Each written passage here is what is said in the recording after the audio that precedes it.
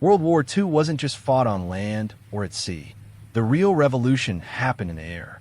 For the first time in human history, nations realized that whoever controlled the skies would control the outcome of the war. Countries poured billions into developing faster, deadlier, and more advanced aircraft. Engineers worked around the clock. Pilots became heroes overnight. And the aircraft themselves? They became legends. In this video, we're breaking down the most significant aircraft from all major powers: the United States, Britain, Germany, Japan, the Soviet Union, Italy, and France. We'll explore what made each aircraft special, how they were used in combat, and why some became icons while others faded into history. Let's start with the nation that produced more aircraft than anyone else. Section 1. United States. The arsenal of democracy, 1 to 530. When America entered World War II in 1941, its industrial might was unmatched. The United States didn't just build aircraft, it mass-produced them on an assembly line scale the world had never seen. By war's end, America had built over 300,000 military aircraft. Let's break down the legends. The fighters, kings of the sky. P-51 Mustang, the long-range warrior. The P-51 Mustang is arguably the most important fighter aircraft of World War II. Early in the war, American bombers flying deep into Germany were being slaughtered by Luftwaffe fighters because no Allied fighter had the range to escort them all the way to the target and back. The P-51 changed everything. With its sleek design, powerful Rolls-Royce Merlin engine, and long-range fuel tanks, the Mustang could escort bombers all the way to Berlin and still have enough fuel to dogfight on the way home. It was fast, topping 440 miles per hour, highly maneuverable, and deadly in the hands of a skilled pilot. The P-51 didn't just protect bombers. It hunted down enemy fighters and helped secure total air superiority over Europe. P-47 Thunderbolt, the indestructible beast. If the P-51 was elegant, the P-47 Thunderbolt was a brute. This massive fighter was nicknamed the Jug because of its bulky appearance, but there was nothing slow about it. Powered by a supercharged radial engine, the P-47 could dive at incredible speeds and deliver devastating firepower with 8.50 caliber machine guns. What made the Thunderbolt special was its toughness. Pilots loved it because it could take enormous battle damage and still bring them home. It was also highly effective as a fighter bomber, carrying bombs and rockets to attack ground targets. P-38 Lightning, the fork-tailed devil. The P-38 Lightning was unique, a twin-engine, twin-boom fighter that looked like nothing else in the sky. The Germans called it Der Gabelschwanz-Teufel, the fork-tailed devil. The Lightning excelled in the Pacific theater, where its long range and heavy firepower made it perfect for escorting bombers and hunting Japanese aircraft. It was also used for reconnaissance and ground attack missions. The P-38's speed, climb rate, and versatility made it one of America's most effective multi-role fighters. F-4U Corsair, the Navy's ace-maker. The F-4U Corsair was a carrier-based fighter with a distinctive inverted gull-wing design. It was built for speed and power, and it delivered. The Corsair could reach 450 miles per hour and carried 6.50 caliber machine guns plus bombs or rockets. In the Pacific, the Corsair dominated Japanese fighters, achieving an impressive 11-to-1 kill ratio. Pilots called it the Whistling Death because of the sound its engine made during high-speed dives. It was one of the best carrier fighters ever built. The bombers, delivering destruction. B-17 Flying Fortress, the Daylight Warrior. The B-17 Flying Fortress was America's iconic heavy bomber. Designed to fly deep into enemy territory in broad daylight, the B-17 was heavily armed with up to 13 machine guns, giving it the firepower to defend itself against enemy fighters.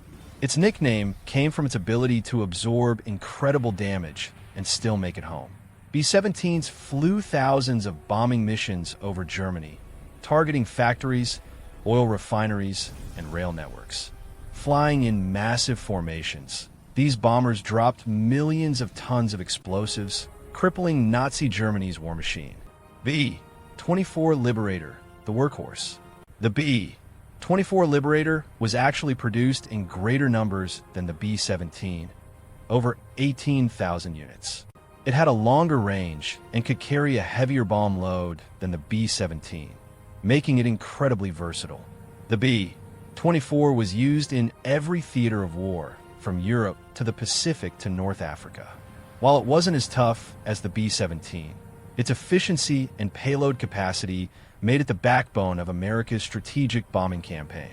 B-29 Superfortress, the ultimate weapon. The B-29 Superfortress was the most advanced bomber of World War II and the most expensive weapons project until the atomic bomb itself. This four-engine giant was pressurized, allowing it to fly at altitudes above 30,000 feet, beyond the reach of most enemy fighters.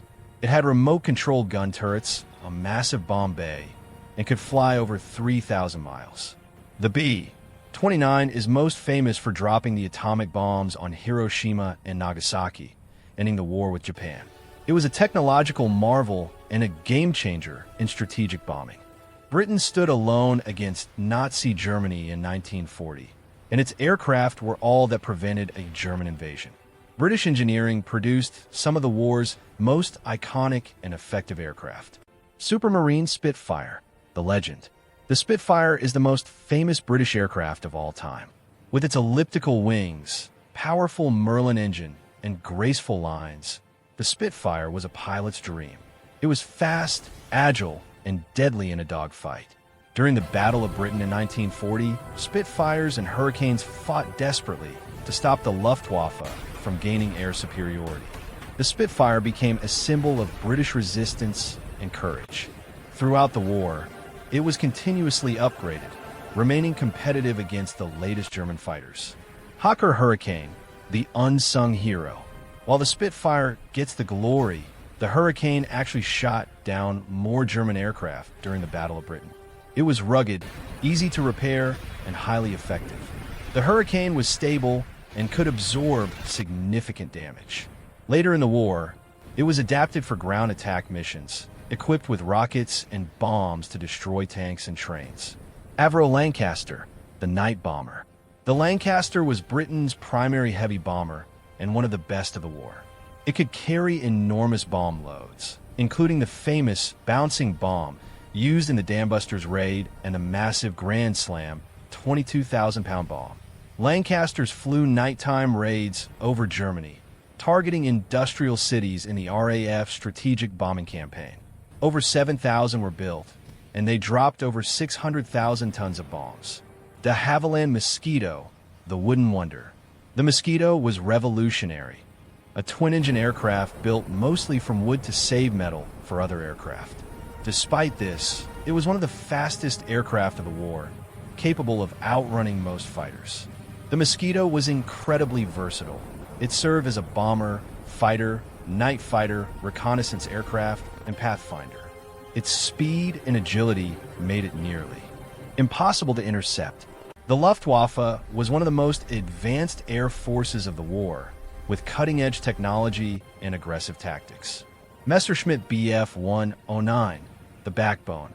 The Bf-109 was Germany's primary fighter throughout the war and one of the most produced aircraft in history. Over 33,000 were built. It was fast, heavily armed, and highly effective in the hands of skilled pilots. The 109 dominated early in the war, but as Allied fighters improved, it struggled to maintain superiority. Still, it remained deadly until the end. Focke-Wulf FW-190, the Butcher Bird. The FW-190 shocked the Allies when it appeared in 1941. It was faster, more heavily armed, and tougher than the Spitfire at the time. The 190 excelled as both a fighter and ground attack aircraft, earning a fearsome reputation. It was one of the best all-around fighters of the war. Junkers Ju-87 Stuka, the Screaming Diver. The Stuka dive bomber became infamous for its psychological impact. Equipped with sirens that screamed during dives, it terrorized troops on the ground. Early in the war, Stukas were devastatingly effective, but once the Luftwaffe lost air superiority, they became easy targets. Messerschmitt Me-262, the jet revolution. The Me-262 was the world's first operational jet fighter, a technological leap ahead of anything the Allies had. With a top speed of 540 miles per hour, it was untouchable by propeller-driven fighters. Had it been introduced earlier in greater numbers, it could have changed the outcome of the air war. But production delays and Hitler's insistence on using it as a bomber limited its impact. Mitsubishi A6M0. The Zero was the most famous Japanese aircraft. Early in the Pacific War, it dominated Allied fighters with its incredible maneuverability and long range. But the Zero had a fatal flaw: no armor protection for the pilot. As American tactics improved and tougher fighters like the F-6F Hellcat arrived, the Zero's advantage disappeared. Aikide 3A wal irnakaima eipenki ekate. These were Japan's primary naval bombers, used devastatingly at Pearl Harbor. The Val was a dive bomber, while the Kate was a torpedo bomber. Together, they sank battleships and carriers early in the war. Ilyushin Il-2 Sturmovik. The IL-2 was the most produced aircraft of World War II, over 36,000 built. Heavily armored and armed with cannons, rockets, and bombs, it was designed to destroy German tanks and ground forces. Soviet pilots called it the Flying Tank. Germans called it the Black Death. Yaki Lafayette. Soviet fighters like the Yak-3 and La-7 were simple, rugged, and effective, perfect for the brutal Eastern Front. These aircraft didn't just fight battles, they decided the fate of nations. Which one do you think was the most important? Let me know in the comments. If you enjoyed this deep dive into WW2 aviation, smash that like button and subscribe for more military history content.